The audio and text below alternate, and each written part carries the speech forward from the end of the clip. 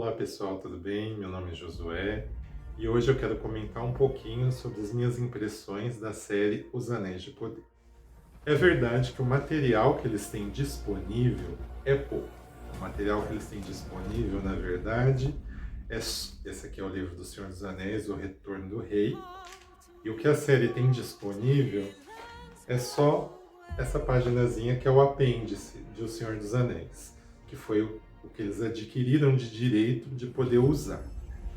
E aqui não tem muitas informações como de outros livros do Silmarillion, Contos Inacabados. Então talvez eles fiquem restritos a algumas informações. Mas mesmo aqui nos apêndices tem muita coisa, fala muitas informações de personagens, de situações que eles poderiam se aprofundar mais. Né? Eles criaram uma linha narrativa, o que nós chamamos de jornada do herói, né? Onde a Galadriel, ou Galadriel, como a pessoa preferir chamar, ela se torna a heroína em busca de derrotar o inimigo, que no caso é o Sauron. Né? Eles dão um pano de fundo sobre a Primeira Era bem rapidinho, porque a Primeira Era, na verdade, ela é abordada no livro Silmarillion, né? E tem todas as informações das árvores de Valinor, dos Valar, da criação da Terra, dos elfos, dos anões, dos homens, a guerra contra Morgoth, estão todas aqui. E também temos algumas informações em Contos Inacabados, muitas e muitas informações, bem interessantes, até da própria vida da Galadriel. Só que a série, ela trabalha com o que ela tem, e o que ela não tem, ela inventa um pouco. Então a Galadriel, ela tem uma obsessão por perseguir o Sauron e acabar com o Sauron. Porque o Sauron matou o irmão dela, em Rod Felagund, e ela tomou aquela missão para ela de vingar, né, a morte do irmão. Então a Galadriel, nos livros, ela é guerreira, sim, porque o povo a qual ela pertence é um povo guerreiro, os Noldor. Só que nos livros ela é uma personagem que ela não tem esse gênio explosivo.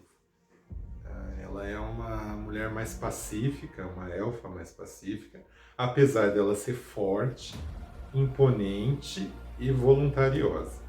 Nesse período que ela é mais jovem, ela tem mais força de vontade e mais desejo de dominar. Isso é verdade, o livro fala. Mas também fala que ela é gentil, atenciosa, então ela fica um pouco destoante da Galadriel da série, que é uma Galadriel mais guerreira, mais belicosa, mais explosiva, né? O que nós vemos no capítulo 1, né? no episódio 1, que é apresentado uma guerreira amargurada que quer destruir o inimigo a todo custo. Isso difere um pouco da Galadriel dos livros, que ela não é assim. Sim, o Finrod, o irmão dela, morreu por causa do Sauron. No livro é citado isso, só que a situação é outra, e não foi o próprio Sauron que matou ele, né? Foram lobisomens. Numa outra situação, que se algum dia eu tiver oportunidade, se alguém se interessar, eu posso explicar. Essa missão que ela toma para ela a partir da morte do irmão é a linha narrativa que a série vai tomar até o fim. No capítulo 2, né, nós já vemos um estranho que chega dos céus. Né? É Sauron, é Gandalf, é um mago, é um ser angelical, o que é esse ser? Não sabemos, essa é a realidade. Porque não existe essa menção no livro. A única coisa que Contos Inacabados fala sobre a chegada dos magos é que eles vêm à Terra-média mais ou menos no final da Segunda Era, vinham de barco, diretamente de Aman, as Terras Imortais, mandada pelos Valar para ajudar os homens no combate a Sauron. E o último mago a pisar na Terra-média é justamente o Gandalf. Nós vemos alguém vindo de um meteoro no céu e que nós não sabemos quem é, ajudado pelos precursores dos hobbits, né? Os pés peludos. E o engraçado é que são 3 raças, né, que deram origem aos hobbits: os pés peludos, os grados e os cascalvas. se misturaram e acabaram dando origem aos hobbits, né? É o que nós vemos já no livro do Hobbit, Senhor dos Anéis, por aí vai. Esses 3 elfos importantes na série, que é o Gil-galad, o Celebrimbor e o Elrond. Seria um Elrond mais político, né? No livro, o que nós temos sobre o Elrond é bem menos informações.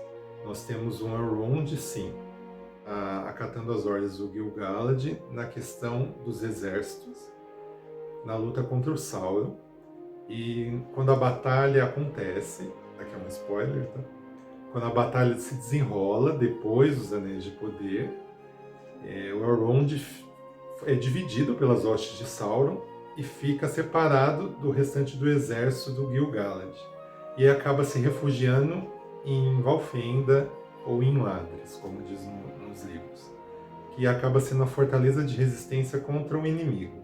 E é onde ele acaba ficando quando o reino de Lindon cai, o reino de Eregion cai, a fortaleza de Valfenda permanece, né? Gil-galad nos livros, ele não é citado na questão falando de si mesmo, das suas qualidades, do seu caráter. Ele é um político porque ele é rei supremo dos Noldor. E o Gil-galad, ele é o maioral de todos os reis, representante dos Noldor. Essa é a função dele ali. Na série nós vemos um Gil-galad que sim, ele está preocupado com o povo dele, mas é um político mais centrado e egoísta, no meu ponto de vista. Ele não tem um caráter muito élfico, ao meu ver. O Gil-galad ele se torna muito importante na Batalha da Última Aliança, onde ele aparece lutando ao lado de Isildur, do Anarion, do Elendil e de todos os Númenóreanos que estão combatendo Sauron, que até um pedacinho é mostrado no começo de O Senhor dos Anéis. Celebrimbor, ele é abordado no livro tanto do Silmarillion como do Contos Inacabados, como um descendente de Fëanor, né? E ele tinha o desejo de se provar, até que surge a ideia dos anéis, sussurrada por Sauron, onde o Celebrimbor é muito importante, porque ele forma uma guilda que é responsável pela confecção de todos os anéis mágicos que vão existir, inclusive os 3 anéis dos elfos, o qual Sauron não tem acesso. O que é a Ilha de Númenor?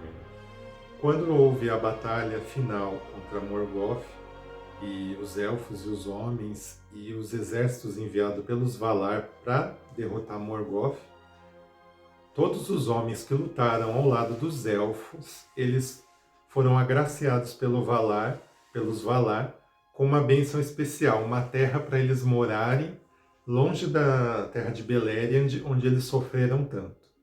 Então os Valar criaram a Ilha de Númenor, literalmente emergiram aquela ilha do mar e deram de presente aos homens. O primeiro rei de Númenor foi Elros. Elros é o irmão de Elrond, que o pai deles, Eärendil, foi quem foi suplicar aos Valar, conseguiu atravessar todos os oceanos e até os círculos do mundo, chegar nas terras dos imortais e suplicar o auxílio dos Valar, porque Morgoth estava destruindo todos. E eles ouviram Eärendil e mandaram os exércitos deles. E como presente para os homens, eles deram a Ilha de Númenor, e para os filhos do Eärendil, que era meio elfo, deu a opção de escolher ser elfo ou ser homem. A Ilha de Númenor não tinha só os descendentes de Elros, não. Tinha todos os homens que lutaram a favor dos elfos contra Morgoth. Sobre a série, efeitos visuais maravilhosos, atores muito bons, pelo menos os protagonistas. A série ilustra coisas que estavam só na nossa imaginação, como as 2 árvores, como Númenor, como várias passagens interessantes dos livros. O ponto que, ao meu ver, a série peca um pouco é na questão do roteiro, onde ela favorece mais as adaptações e as criações próprias do que a própria obra de Tolkien. Sim, é verdade que o conteúdo que eles têm acesso, permissão para usar é limitado. Mas para quem já falou das 2 árvores, que não estava no conteúdo que eles têm acesso, poderia ter abordado outras coisas também, Tem coisas boas na série, eu não condeno a série, é uma coisa nova e é um pouco demais de Senhor dos Anéis para nós que não temos ele há décadas quase. Na verdade, menos por causa do Hobbit. Mas ela poderia ser mais consistente em alguns pontos com o livro. E uma informação interessante: a Galadriel nunca esteve no Númenor. Então toda essa parte da Galadriel em Númenor é tudo pura invenção. Isso nunca aconteceu. Eu daria assim uma nota 6 para a série, pela tentativa de trazer algo novo. E continuo assistindo, esperando que eles se aproximem mais do livro ou do conteúdo fiel aos livros.